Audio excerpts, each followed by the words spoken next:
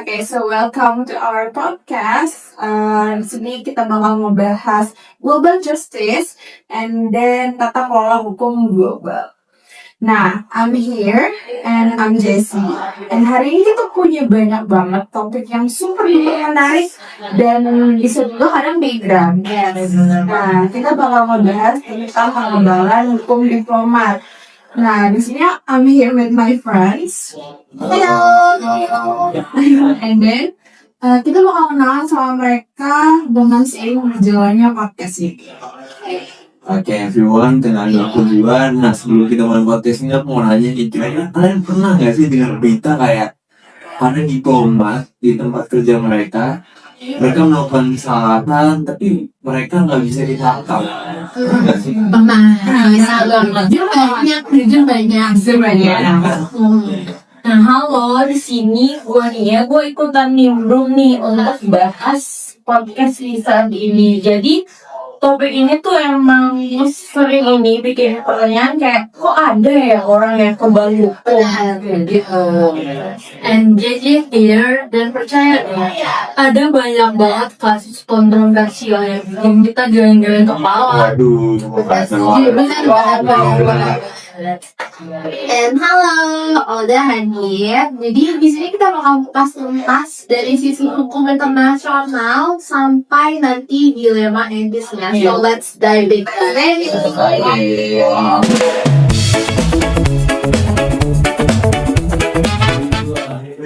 Oke guys, sebelum kita masuk ke kasus-kasus yang lebih juicy, kita perlu nih, kita harus tahu dulu gimana sih, ngerti dulu nih awalnya apa sih sebenarnya penjelasan hukum diplomatik itu.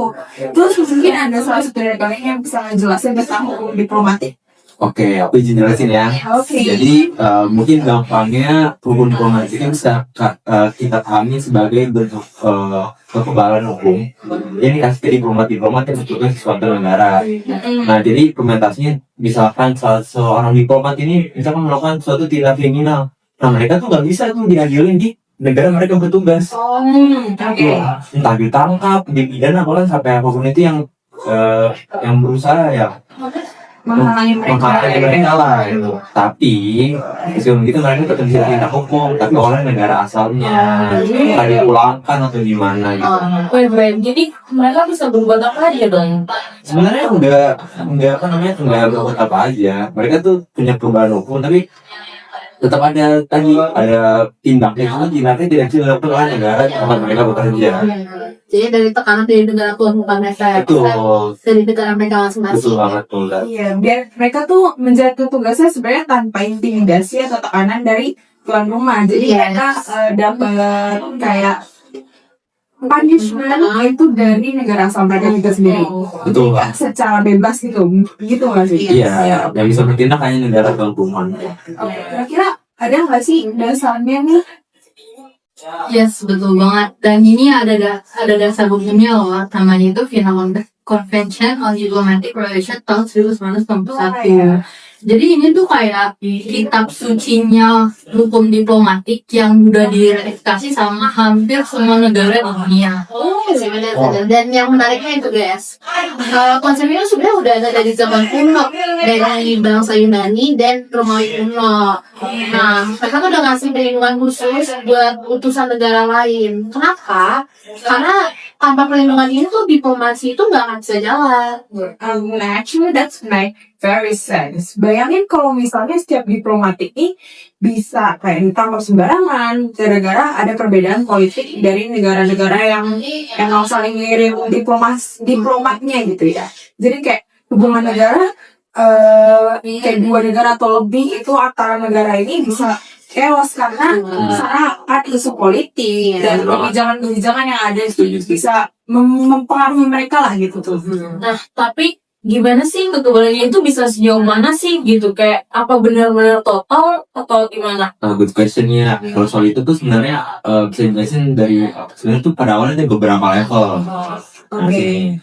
Nah, jadi kamu tuh yang paling dilindungi itu ada duta besar dan staf diplomat senior. Ya, di sini tuh mereka punya kekebalan pidana penuh.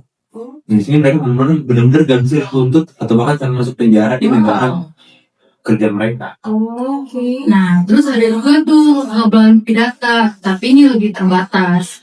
Misalnya kalau diplomatnya punya masalah kontrak pribadi atau utang, bisa aja digugat. Tapi untuk hal yang terkait tugas resmi, tetap kebal. Ini sih yang juga penting ya. Keluarga diplomat itu juga ada perlindungan ini loh. Kayak istri, suami, anak-anak yang pokoknya tinggal satu rumah sama diplomat itu tuh mereka juga dilindungi deh. Jujur enak ya. Jujur enak. Jadi diplomat. Berarti very amazing banget for me ya. Kayak ini Udah privilege banget, Iya, udah privilege banget. banget. Bukan cuma orangnya aja nih. Keluarganya. Bahkan ya yang tadi kayak kita udah sebutin gitu kan. Nah, yang aku penasaran adalah gedung kedutaannya di mana? Nah jadi tuh setahu aku ya, setahu tuh gedung kedutaan tuh punya sistem namanya inviolable. Inviolable mungkin ya. Jadi tuh di mana gedung kedutaan itu sama sekali nggak bisa digugah. Oh, Dan kayak contoh orang-orang lokal di sana, misalkan polisi lokal pun juga nggak bisa masuk tanpa izin. oke. Bener butuh izin khusus. Oke. Makanya sering banget ada kasus kedutaan itu jadi tempat kayak pengungsian bagi negara-negara yang mau mengungsi dari negara asal mereka gitu. Kayak ya Perlindungan dan kedutaan buat kayak minta asylum gitu ya. Iya, make sense. Makanya so far kedengarannya reasonable ya. Tapi kayak pasti ada gak sih sisi gelapnya? Kayak I mean kalau ada diplomat yang benar berbuat jahat terus gimana tuh? Nah, that's exactly where the things get complicated. Wow. Dan disinilah kasus-kasus kontroversial ini sebenarnya mulai bermunculan dan perlu banget kita Oh bahas. my god. Wow, saya next kita bakal bahas ini ya di segmen berikutnya. Stay tune ya. Stay tune.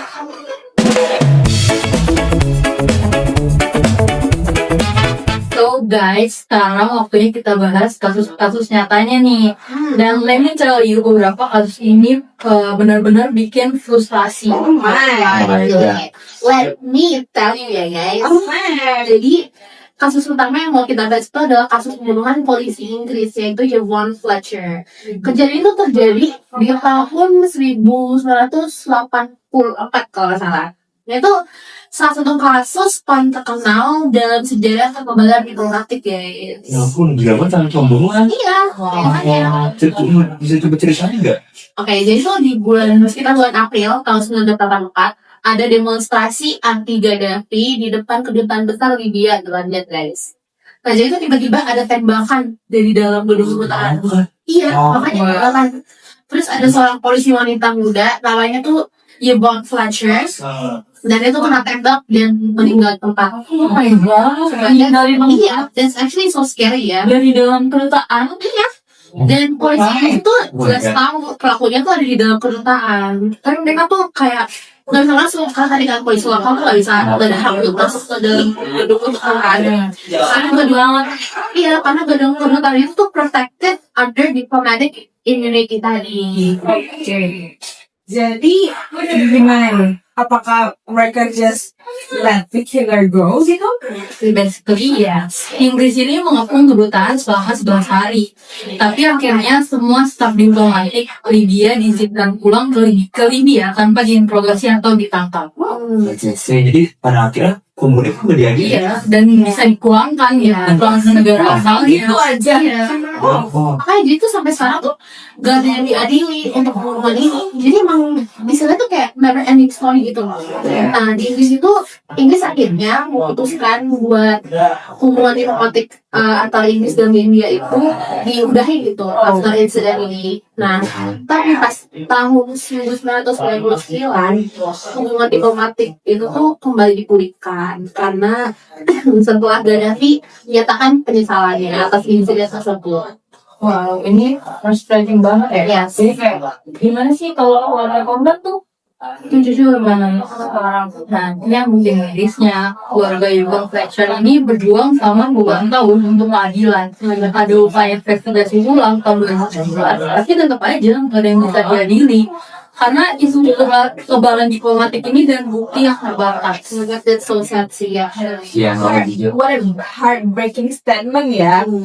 Jadi sebenarnya kalau aku tarik kesimpulannya, berarti kasus ini bisa menunjukkan sisi paling gelap dari Betul banget, Jess. Bener banget. Kayak- Side-nya. Iya, karena ada orang yang meninggal, pembunuhnya udah jelas dari dalam maksudnya udah jelas ada kegalan gitu kan, tapi sistem hukumnya nggak bisa berbuat apa-apa karena ada kekebalan Itu dia. tempat itu sendiri. Sabar gitu aja. Oh bisa gitu. Ya, Terus pertanyaannya, dari Libya sendiri, dia bertindak lanjut apa nggak? Mengadili atau apa? Secara teori sih bisa. Negara pengirim diplomat itu punya kewajiban moral untuk mengadili diplomat yang melanggar hukum dari tempat mereka bekerja di negara-negara mereka bisa. Tapi kalau misalkan dalam prakteknya sih itu jarang terjadi ya. Jadi Libya itu pada saat itu kan masih di bawah dari kan. Jadi ya dari yang mengadili. berarti sebenarnya secara teoretikal tuh bisa cuman kenyataannya malah berbanding terbalik. Karena emang secara aksi dan action itu ya nggak bisa. Iya, dan apalagi mereka saat itu masih dipengaruhi oleh Gaddafi. Iya. Jadi itu salah satu faktor kenapa si Libya ini nggak bisa mengadili. Bener banget.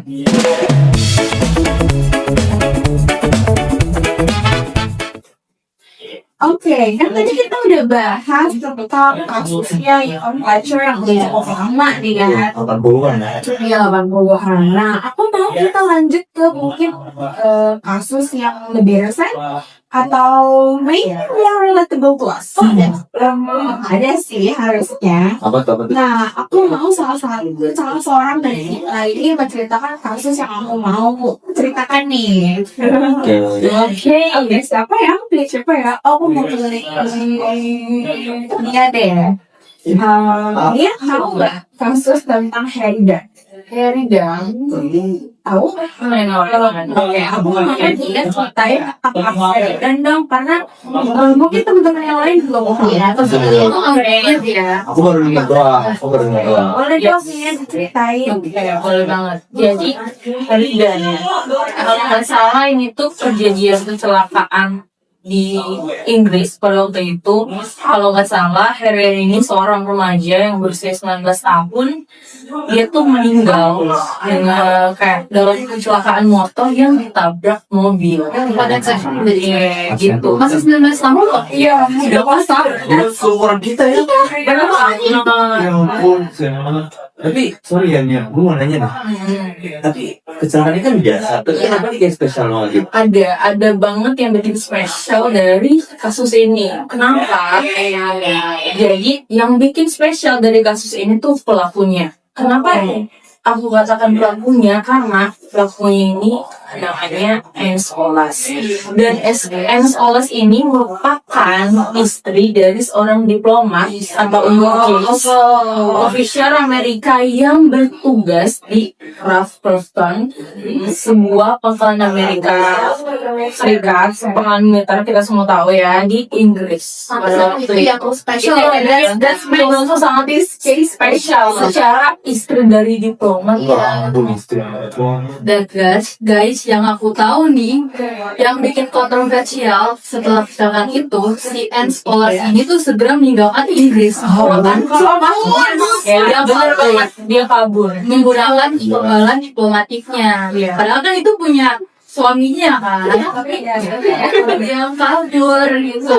Kayaknya jadi kalau gini ya, kalau next time tapi abang ini parah banget sih, bikin emang parah banget. Pasti. Nah, sebelum polisi itu bisa menginterogasinya tuh dia udah kabur duluan. Bener banget. Tapi Parah banget bentar deh. Tapi kan dia cuma istri diplomat gak sih? Kayak bukan diplomat sendiri kan dia bisa kayak dapet kekebalan juga. Jujur. Nah ini nih yang dipermasalahkan. Kalau misalnya menurut Vienna Convention, keluarga diplomat itu yang tinggal serumah juga dapat kekebalan. Menurut Vienna Convention. Tapi ada pertanyaan juga nih, apakah suaminya benar-benar punya status diplomatik penuh karena dia kerja di pangkalan militer? Apa gimana? Padahal itu masih Gitu. masih aja. Masih question mark. Belum tentu ya. Yang tuh. Bener. Iya, lu tau nggak? Reaksi itu gimana waktu itu? Wah, kacau banget sih waktu itu. Kayak keluarga Hernet ini kayak melakukan kampanye besar-besaran waktu itu, dan juga kayak mereka bahkan terbang ke Amerika untuk ketemu langsung sama si Ames Wallace ini yang merupakan pelaku dan istri dari si diplomat ini, dan mereka juga pengen ketemu dengan pemerintah AS pada waktu itu, tapi tolak. Karena benar. Saya sih mau Basically kasusnya ini sepengetahuan gue ya, kasusnya ini sempat jadi isu diplomatik ya Iya, antara benar. US dan Dia saat itu pernah jadi isu. Yes, that's right. Dan Inggris itu udah mengajukan ekstradisi, tapi Amerika ini menolak dengan alasan keturunan diplomatik. Nah, ini tuh bikin hubungan kedua negara agak tegang. Jadi meski mereka close allies, gitu. meskipun mereka dekat gitu ya, Iya. malah jadi bersetegang gara-gara Yes. kasusnya. Tapi emang maksudnya jadi merusak. Iya, ini maksudnya kasus sedang kayak gini ya, menarik gitu ya. Malah bikin kayak hubungan antara dua negara hancur gitu ya. Aku tinggal kayak mau nyari dari Jawa gitu, nggak minta maaf dan tinggal ada di keluarganya, kan case closed. Terus misalnya dia lari. Tapi yang menarik sih menurut gue ya, kayak kasus ini kan jadi catalyst untuk reformasi gitu. Banyak orang juga yang mempertanyakan apakah kebalan diplomatik untuk keluarga diplomat itu masih relevan atau enggak, terutama kayak untuk kasus masih kriminal yang jelas itu bukan terkait tugas diplomasi kayak Nah, dan akhirnya tuh kalau nggak salah pada tahun 2022 Ames Wallace ini mengaku bersalah, tapi kalian tahu nggak mengaku bersanya secara virtual. Jadi dia kayak ikut persidangan lewat video link yang dibagikan dari Amerika. Cuma Terus kayak dia hanya dihukum kayak suspended sometimes 8 bulan dan diskualifikasi dari pengemudi. Itu doang, cuma juga bayangin. itu apa benar juga benar Iya. kayak Actually, yeah, ini nyawa orang loh, ini nyawa orang heartbreaking. dan apa ya, gimana cuma kayak gitu doang, kayak gimana ya, dan lu cuma minta maaf secara virtual, iya yang tadi respect banget ya benar banget. ini benar-benar dari diri Ya, enggak ini enggak ada penjara sama sekali. Karena kayak suspended sentence itu artinya kayak dia nggak perlu masuk penjara kecuali melakukan kejahatan lagi dalam periode tertentu. Oh my, jadi ada periodenya. Iya, benar. Selesai periode itu ya udah selesai gitu. Oh my god. It's unfair sih. Menurut kalian nih, boleh dong aku mau dengar satu-satu pendapat kalian. Menurut kalian benar nggak? Menurut lo? Ada yang fair mungkin? Menurut gue it's kind of complicated sih. Jadi satu sisi tuh emang seenggaknya ada pengakuan bersalah dan proses hukum buat korban tersebut dan untuk keluarganya. Tapi di sisi lain tuh kayak keluarga korban itu merasa keadilan itu nggak benar-benar ditegakkan karena dia tuh nggak perlu kembali ke Inggris atau menghadapi konsekuensi yang setinggi. Nah, jadi dari kasus ini kan kita juga bisa melihat ya gimana kebalan diplomatik itu digunakan atau disalahgunakan, benar kan, untuk menghindari akuntabilitasnya. Nah, bahkan untuk tindakan yang clearly nggak ada hubungannya sama fungsi. Karena urusan pribadi nggak sih? Iya, karena jatuhnya dia mengemudi nabrak orang terus kekebalan diplomatik suaminya. Nah, itu juga bikin kewajaran. jujur Ya bikin kewajaran atau itu karena gimana ya? Kamu tuh bukan gimana, itu cuma istrinya aja. Lu gak ada petugas sama sekali. Betul. Tapi lu masih aja dapet kayak kebalan hukum diplomatik itu menurut gue gak make sense. Tapi emang complicated karena seperti yang lo sebutkan tadi, dia udah diambil tapi dikit banget. Iya. Meskipun ya ada pengadilannya ya, Tapi nggak masuk penjara nih. Cuman Pengadilannya virtual lagi. oh, itu gue juga menabrak orang nih. Jangan diplomat. Tapi emang diplomat jadi seorang diplomat itu emang godaannya kayak banyak. Betul banget. Kan jadi semangat banget kan sih. Kayak kali mah nggak apa-apa. heartbreaking. Di sini heartbreaking banget.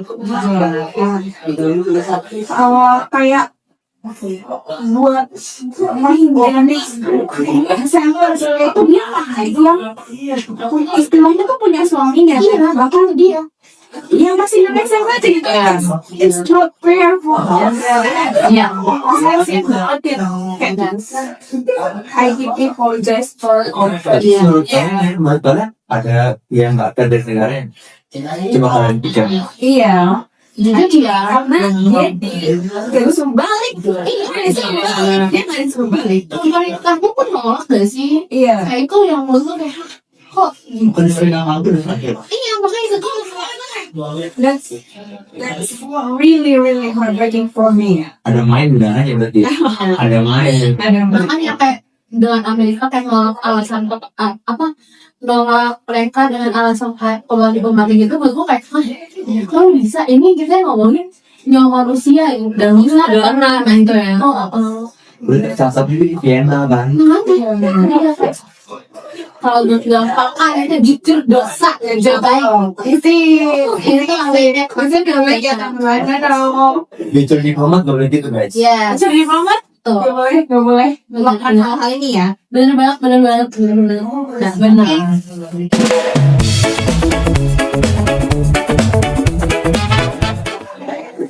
Oke guys, jadi tadi kita udah dengar nih kasus-kasus tadi. Nah sekarang let's dig in lebih deeper lagi. Kita lebih dalam lagi membahasnya. Kira-kira apa sih setelah kita dengar tadi ya kasusnya Yvonne, terus kasusnya Anscom itu, apa sih yang salah sama Anscom ini scholars, apa sih yang salah sama sistem ini? Mungkin aku mau dengar dari perspektif hukum internasional. Aku mau jual jawab, boleh mungkin? Boleh. Jadi menurut gue ya dari secara sistem hukum internasional tuh kekebalan diplomatik itu logis banget. Iya. Jadi namun tetap butuh semacam perlindungan supaya ini sebulan efektif. Iya. Jadi masalahnya ini banyak yang dan kita kasih tadi ada pada implementation dan enforcement yang bukan Jadi implementasinya yang bermasalah ya. secara konsep bener pas jalan. Nah, gue juga setuju nih, kayak masalah utama itu kan adalah lack of accountability gitu. Nah, Vienna Convention ini kan emang bilang kalau negara pengirim itu emang punya kewajiban buat ngadilin diplomat yang melanggar hukum. Tapi nggak ada mekanisme enforcementnya, itu yang janggal. Iya. Itu sangat Ya, exactly. Jadi kalau negara pengirim bisa menjalankan diplomatnya yang berbuat kejahatan, ya udah, gak ada yang bisa maksa mereka. Iya sih. Nah terus solusinya gimana tuh? Kayak apa gitu solusinya? Kayak we can just embrace diplomatic immunity kan? Iya sih. Ya, absolutnya hal sebenarnya. Karena gimana pun juga, pembahasan diplomatik itu tuh sama aja kayak kita ngomongin informasi. Dan di sini gue sendiri ngerasa kita tuh belum ada reform ya, reformasi. Iya, ada setengah. Dan membuat sistem yang lebih balance gitu loh antara perlindungan dan juga diplomat dan juga dalam aspek akuntabilitas. Ya, tapi yang mau gue tanya adalah gimana sih cara how we make it true gitu, how we make it come true. Actually, there's so many ways ya. Kayak the first step is ada yang masukan juga. Yang pertama tuh kayak perlunya definition yang lebih jelas antara kayak tindakan official dan juga personal. Kalau misalkan seorang diplomat itu commit a crime yang gak ada hubungannya sama tugas resmi mereka masing-masing, kemarin tuh bisa aja dicabut atau ditarik. Dan second perlu ada mekanisme internasional untuk memonitor dan mengenforce akuntabilitasnya. Misalnya kayak international tribunal khusus untuk kasus penyalahgunaan kekebalan diplomatik itu. Ada bagus berarti ya. Yes. Ada lagi? Boleh izin. Boleh banget. Dan yang mungkin ketiga menurut gue juga perlunya ada transparansi sih. Ya, jadi kayak data-data tentang diplomat yang melanggar tindakan dan apa ya, dan bentuk tindakan ya, dan bentuk tindakan yang dilakukan itu harus dipublikasiin supaya publik tahu dan tim bisa memberikan tekanan itu. Soalnya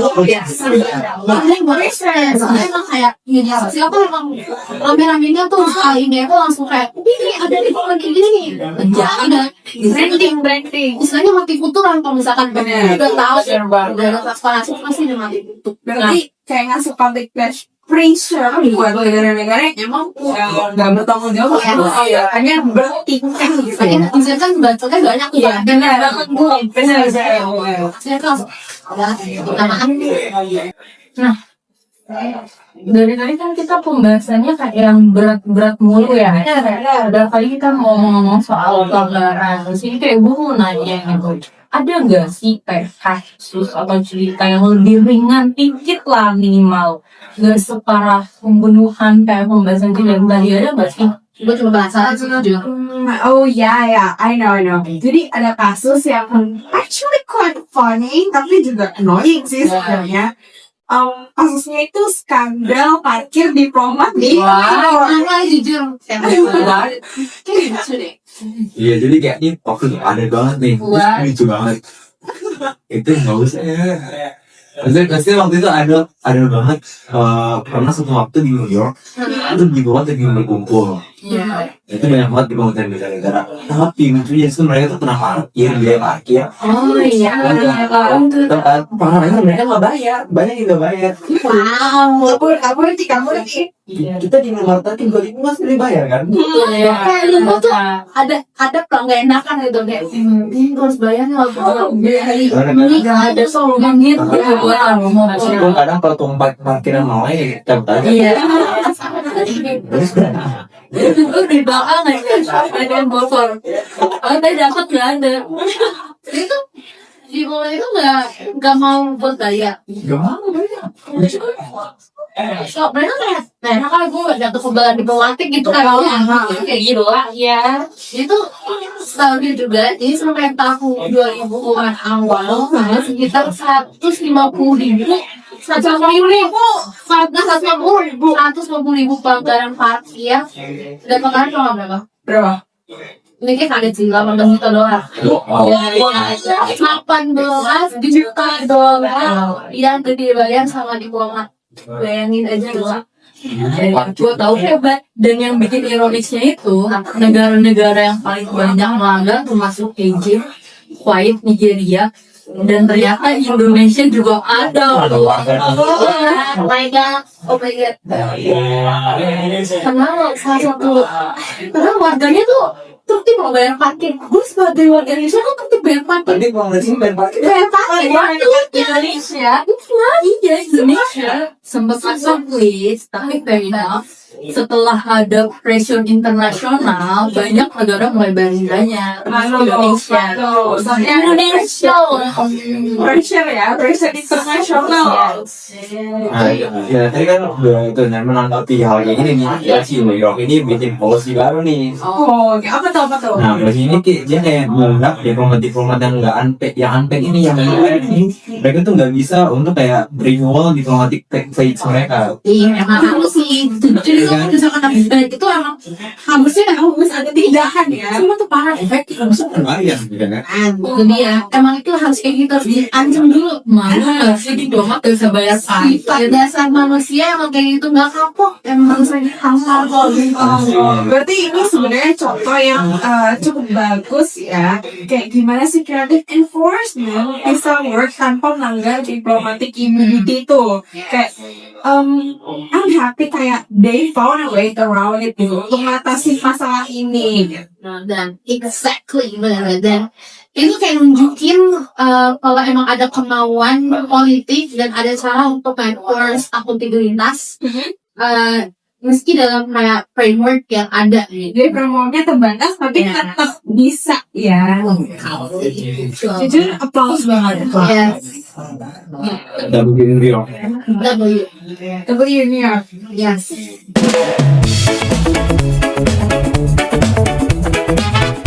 Oke, nah dari tadi kan kita udah bahas kayak udah cukup banget ya kayak Jujur. dari yang kecil dari soal Event ya sampai kayak yang paling gede pembunuhan kayak udah wow banget. Sekarang gue mau ngomongin soal referendum atau double standard. Jadi kayak kekebalan diplomatik ini tuh fair gak sih untuk semua negara? Apa gimana sih? Yes, that's a loaded question. Jadi secara hukum semua negara ini punya hak yang sama, tapi dalam praktiknya mereka have different story gitu. Terus tuh negara-negara powerful kayak Amerika, Russia atau China tuh mereka tuh punya leverage yang lebih besar nih. Terus itu kalau misalkan diplomat mereka berbuat masalah, mereka tuh bisa lebih gampang buat resist pressure dan untuk kecabut kekebalan atau mengadili diplomatnya sendiri. Dan itu berkebalikan banget sama negara-negara kecil ataupun developing country. Dimana mereka di sini tuh kayak apa ya, dipaksa comply. Oh, very they just harus setuju nih. Iya, adil banget ya. Ada tapi kesetaraan nggak sih di sini? Ya, apalagi dibandingin sama negara-negara powerful sama yang berkembang emang kelihatan jelas banget lah tidak Timpangannya ada, seimbangan powernya. Actually ini kayak banyak aspek hukum internasional lainnya ya. Jadi technically emang equal gitu, tapi practically-nya enggak. Mereka banyak banget ketimpangannya. Benar banget. Terus kalau misalnya dari perspektif victim tuh gimana sih kayak especially untuk Ya. Kasus yang Yang serius gitu kan. Kasus yang serius gitu. Kayak pembunuhan atau sexual assault gitu. ya gitu kan. Iya, bisa enggak? Ya, itu sih yang paling heartbreakingnya. Victim dan korban itu kan sering merasa sistem itu fail mereka. Nah, mereka itu melihat pelaku bebas tanpa konsekuensi dan itu yang bikin mereka tuh traumatis banget. Iyalah, jelas it's traumatic bro, karena kayak sexual assault gitu loh. Psikologi kan. Yes. Bagi mereka, menurut gue sih mereka kayak ngerasa ke-betray ya, karena kayak even their systemnya itu nge-fail mereka. Benar. There's no kayak istilahnya tuh there's no one to protect them gitu loh. Karena sistemnya aja tuh kayak nggak bisa ngelindungi mereka gitu. Nah, and ada sampai termain juga, karena tuh victim dari diplomat abuse itu tuh diverse, jadi bisa warga lokal atau enggak domestic workers yang dibawa diplomat dari negaranya sendiri. Bahkan fellow diplomats dalam kasus harassment itu juga ada. Berarti emang beragam banget ya, Beragam banget. Jujur kayak bisa dari yang kecil-kecil atau bahkan kalau dia kecil besar ya. Iya, makanya mereka kayak ngegunain hubungan mereka, terus habis itu kayak ngegunain Their power ya, buat kayak to abuse the workers, the domestic workers, and the Ya, all the warga layanan. lokal gitu. Nah itu, tadi kan awalnya suka punya namanya supporter ya. Karena pernah dengar gak sih kalau diplomat itu tuh pernah ada tuh kasusnya kayak mereka nge-enslave pembantu mereka di rumah. Entah di kayak Ya, pernah ya? actually I pernah dengar. Bener kan? Ada yang kayak ditahan paspornya, digaji bayar, bahkan sampai disasar fisik. terus gimana tuh mereka Kalau situ aja. gimana? Tapi jujur kayak Masa sih emang close gitu abuse aja emang power gitu. are they get away with it?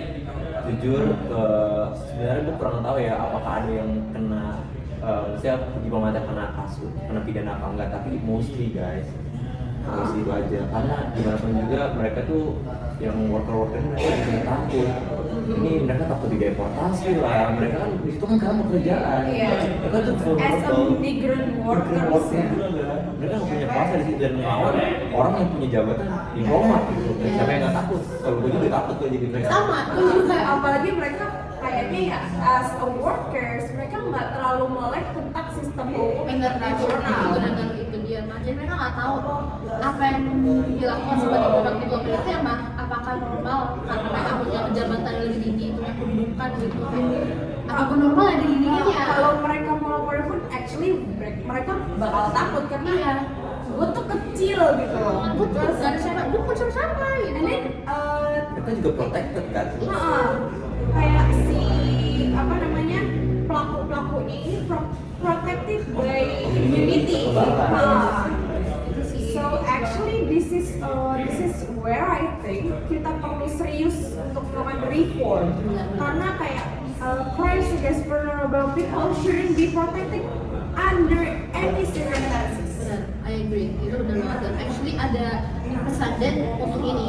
Jadi International Criminal Court misalnya nggak recognize immunity untuk crimes against humanity, genocide, and war crimes. Itu fair banget sih. Iya. Itu fair.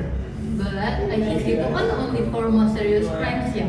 Pertanyaannya, where do we draw the line? Pembunuhan, sexual assault, slavery, or corruption?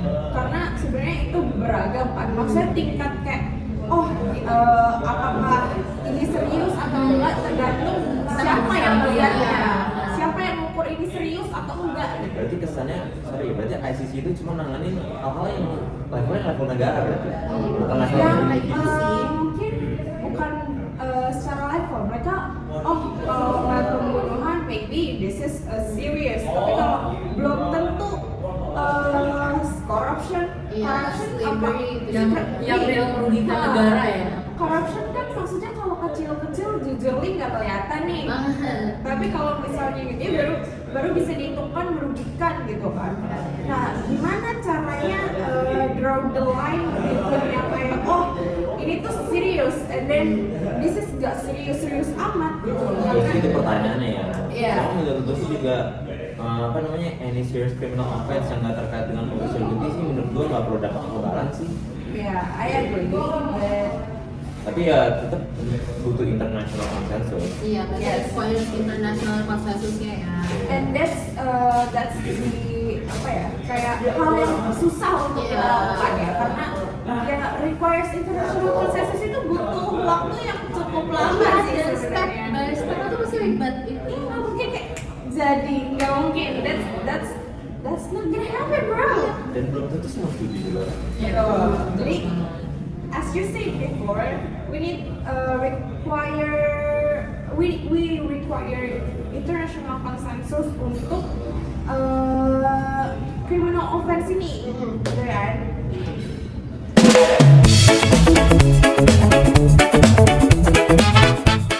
Oke, jadi yang tadi udah bahas nih dari yang kecil, gede, terus gimana perdebatannya, and now I want to zoom in a little more ke konteks Asia and our country, Indonesia.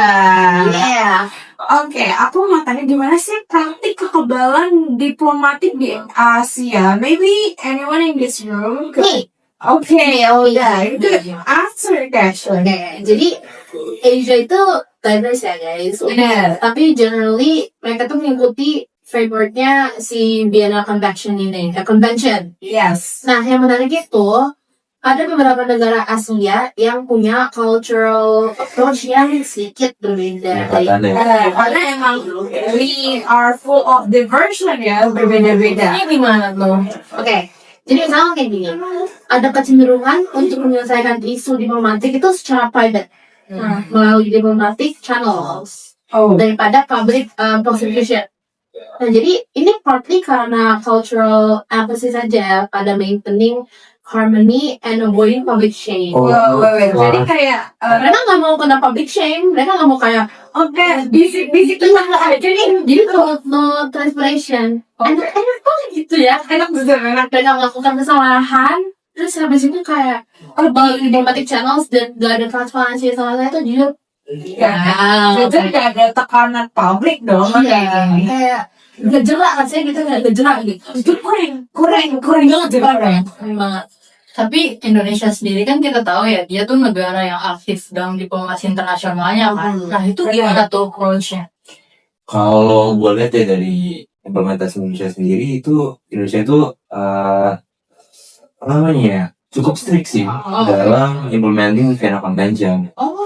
Tuh di sini jadi kayak diplomat asing Indonesia itu mendapat perlindungan penuh sesuai hukum. Begitu juga diplomat luar yang bekerja di Indonesia. Nah tapi jujur di Indonesia itu juga mereka tuh ngadepin challenges gitu loh. Kayak misalkan ada nih some cases diplomat asing yang melanggar hukum di Indonesia dan prosesnya tuh kadang sometimes kinda complicated. Contohnya gimana? For example nih, ada beberapa kasus minor cases seperti kayak pelanggaran lalu lintas lah, perselisihan perdata yang melibatkan diplomat lah, atau usually mereka itu diselesaikan through diplomatic channels atau diplomat yang bersangkutan mereka itu dipulangkan ke negaranya. Tapi there's no public transportation gitu. Ya, yang penting Indonesia kan sebagai negara yang mengirim banyak diplomat dan juga menerima banyak diplomat asing, itu punya kepentingan untuk maintain sistem yang fair dan fungsional.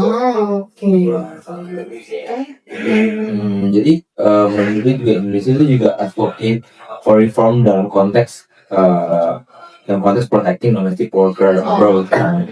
Nah, including kayak those employed by diplomats kayak tadi itu yang domestic worker itu. Dan ini menurut gue juga important issue di Indonesia. Iya, karena emang kita kan nggak mau ya kayak warga negara kita sendiri di luar sana. Dan bisa tuh bukan sama orang luar sana, bisa sama warga negara kita sendiri gitu. Atau orang-orang yang berkepentingan lah ya. Iya. Kayak orang-orang yang menurut kita tuh punya kuasa. Actually from our country gitu. Makanya ini is a very important lesson gitu. Makanya it's very important issue juga for Indonesia. Okay, so speaking of reform nih, apa sih yang secara realitasnya gitu bisa dilakukan untuk improve sistem ini? Nah, teman-teman, kita bakal bahas how to realistically improve the system. We're gonna talk about it in the next segment. Yeah.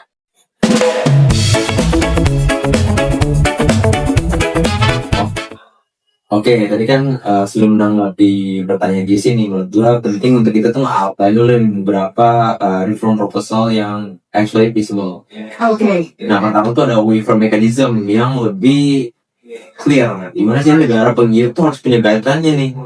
Guideline yang transparan tentu tentang apa mereka akan melakukan white immunity ini kepada diplomatnya, especially untuk yang serius kan, yang seperti tadi kita bahas tuh.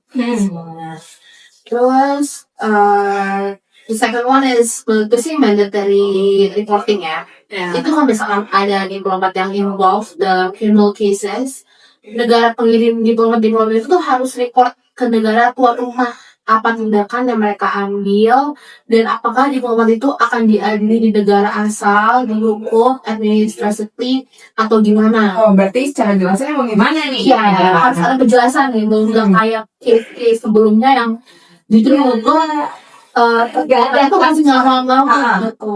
Kayak bingung apa yang terjadi kepada mereka setelah kasus ini. Iya, dan prakteknya kayak gak ada kejelasan. Ya, ada juga bilateral agreements yang dimana negara-negara ini kan bisa bikin perjanjian bilateral yang more spesifik tentang handling diplomat misconduct beyond apa yang diatur Vienna Convention.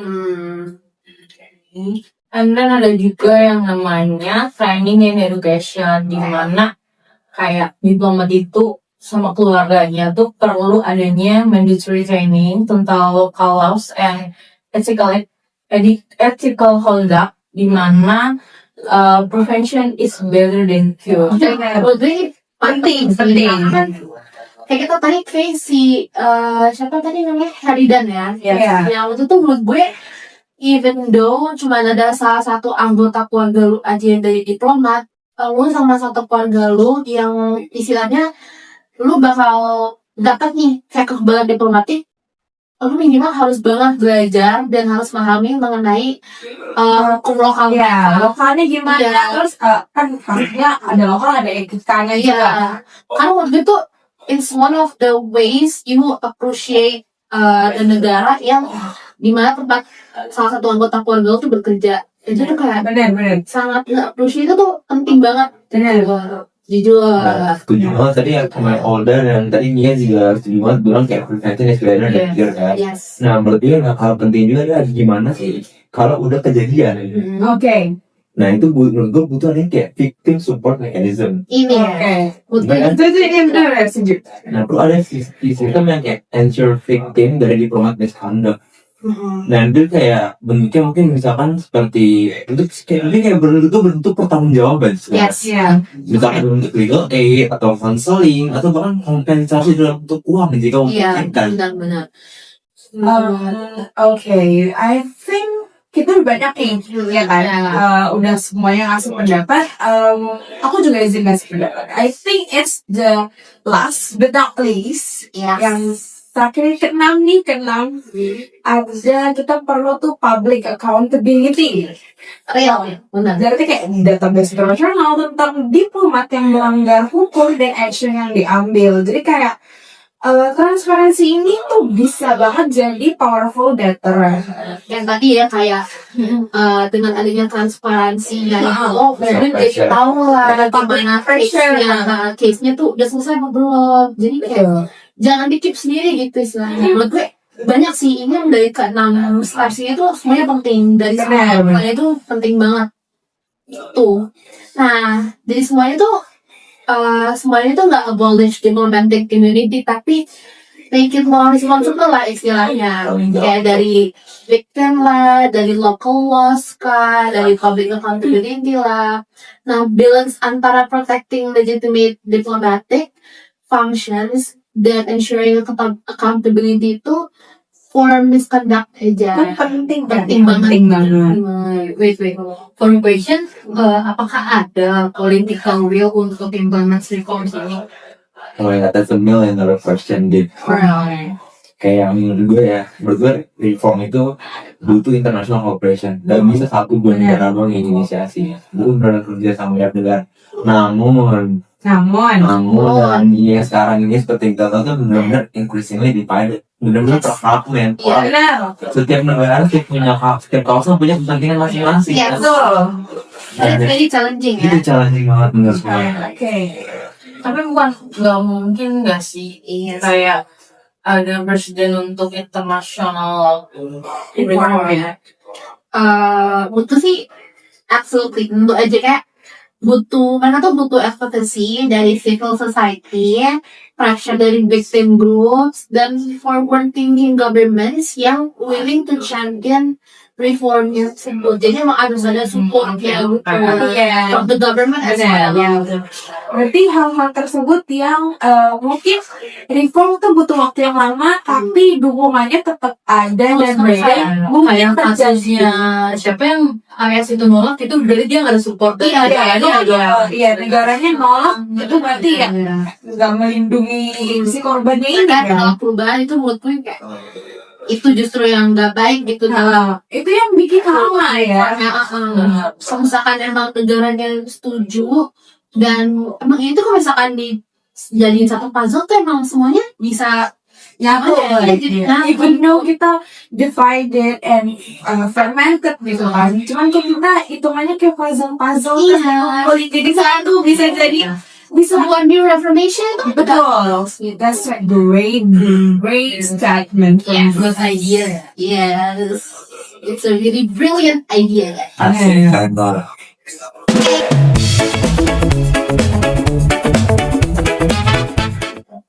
Okay guys, so actually kita udah banyak banget discuss hal-hal dan topik hari ini ya. Bobot banget sih. Bener. Udah dari from the noble of intention behind diplomatic immunity sampai ke dark sides-nya sudah potential reforms gitu kan. That is actually a very interesting topic. Bener. Tapi jujur ini udah panjang banget tau ya. Panjang banget. Complicated. Ya. Iya. Nah, aku mau sebelum kita wrap up semuanya, aku mau dengar final thoughts dari kalian masing-masing nih. Mungkin kita bisa mulai dari Juan. Kayak jual Tuhan. Oke, mungkin final thoughts dari gue adalah menurut gue menganggap diplomatic immunity ini as a necessary evil. Oke, necessary evil ya. That's a very good word to use ya. Benar. Thank you all that. Dan kenapa gue sebut itu necessary evil? Karena emang di satu sisi kita butuh yang namanya diplomatic immunity itu untuk menjaga keberlangsungan proses diplomatik. Yes. Benar. But, namun kita juga perlu adanya proses improve ataupun reform supaya kedepannya nih nggak ada penyalahgunaan kayak heritage dan segala macam tadi. Ya betul, improve dan reform dan I think it's about finding the right balance. Bener Ya. banget. Gue setuju banget. Dan yang paling penting kayak kita harus ingat, harus remember kayak human cost dari sistem ini tuh kayak victims yang nggak dapat keadilan. Jadi harusnya kayak mereka should be at the center of any reform discussion, guys. Nah, betul. Contohnya di mereka karena mereka korban loh gitu Iya, kan. benar. Right. Nah, for me, the key takeaway adalah accountability-nya. Privilege without accountability itu kan dangerous ya. Bener. Nah, nggak peduli siapa yang punya privilege itu, diplomat nggak boleh above the law. Bener. Setuju banget. Wait, saya soal sih. Ya, sebenarnya lu melawan hukum gitu. Jangan. Dan reform itu kan nggak akan happen overnight ya. Jadi itu bukan sesuatu yang terjadi cuma kayak kedip mata gitu nggak mungkin. Bukan Bandung Bondowoso kita bangun candi semalam. Iya. Even lu country yang gede-gedean tapi reform itu nggak akan terjadi cuma semalam aja. Emang butuh persistent advocacy dan international cooperation and of course willingness dari negara-negara untuk sometimes sacrifice their short-term interest buat kayak long-term justice now. Oke. So, kita kan, aku udah denger kata-kata dari kalian nih. Actually, that's a well said, everyone. And actually, I have something from listener. Nah, aku harap episode kali ini bisa banget give you a better understanding tentang how complex this issue is. Yes, this is really complex ya. It's complicated and so fun to learn. Iya, benar. Fun juga sih. Yes. For case Karena actually diplomatik ini nih bukan perihal hitam putih aja nih, tapi ada juga banyak gray area yang perlu banget kita navigate dengan careful and maksudnya kayak careful thought itu penting ya. Dan banget. perlu juga yang namanya ethical consideration. real. Ya, dan menurutku juga dan I mean always remember guys, kalau apa yang kita bicarain dari tadi ini itu bukan sekedar academic issue. Benar. Ini tuh terjadi di dunia nyata. Iya. Korbannya ada, beritanya itu beneran terjadi. So I hope you guys as a future diplomat bisa stay informed, stay engaged, dan kayak terus support Supportnya ya. terus support effort untuk bikin sistem yang lebih better ke depannya. Ya, kalau mungkin kalian punya thoughts and pengalaman terkait topik kita saat ini, bisa di-share di comment section atau sosial media kita, and we love to hear from you guys. And don't forget, justice itu bukan cuma tentang punishment. It's about accountability, healing, and building system yang protect everyone. Gak cuma the powerful. Semuanya harus adil ke semuanya ya. Tidak memandang sosial. Dan next time juga guys, kalau kalian baca berita tentang kayak diplomat scandal, kalian tuh jadi udah punya konteks to understand what's really going on dan apa yang harusnya terjadi ya. Dan setelah kalian nonton podcast ini, Jangan biarkan hal itu terjadi dan kita jangan itu normal, kita harus research, harus paham. Dan dengan podcast ini tuh kalian juga punya fondasi mengenai betul banget. Alright guys, so I think that's all for today episode. First of all, I want to say thank you to our friends. Thank you di sini. Thank you banget udah mau ngobrol-ngobrol di podcast kali ini. Also, I want to say thank you to listener that udah mendukung kita via listener. Terus kemudian I also want to say thank you to our lecturers, which is Bang Andre and also Kak Erlangga juga yang terima kasih information and ilmu I want to say thank you for all of them, and once again thank you udah dengerin podcast kita kali ini yang udah bahas global justice. I think ini udah the end of our discussion. Thank you. Jangan lupa subscribe, like, and share kalau kamu merasa episode ini bermanfaat. See you next time, guys. Bye-bye. Stay curious and stay informed. Bye. Oke. Nah,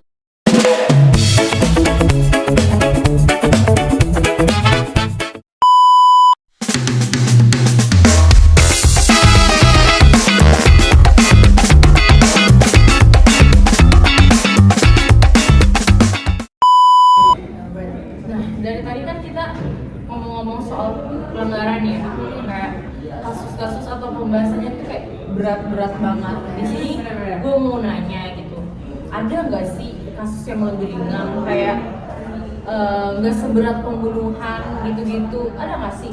Oh yes, definitely ada bang. Oh ya. Oh ya. Ada yang mau keluar. Oh ya. Berarti nanti di aku di GC ya. GC. Mati dulu aja. Gak apa-apa, di ini aja juga. Dari. Kita lebih penting. Oke. 3, 2. Oke, jadi izin teman. Izin. 3, 2. Kita cut dulu ya. Oke guys. Sebentar.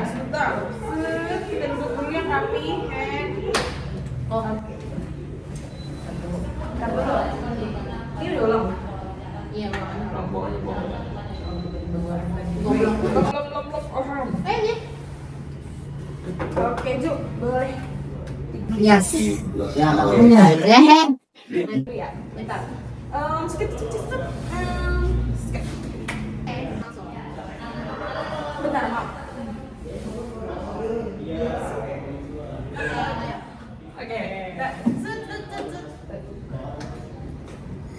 Kamu sampai.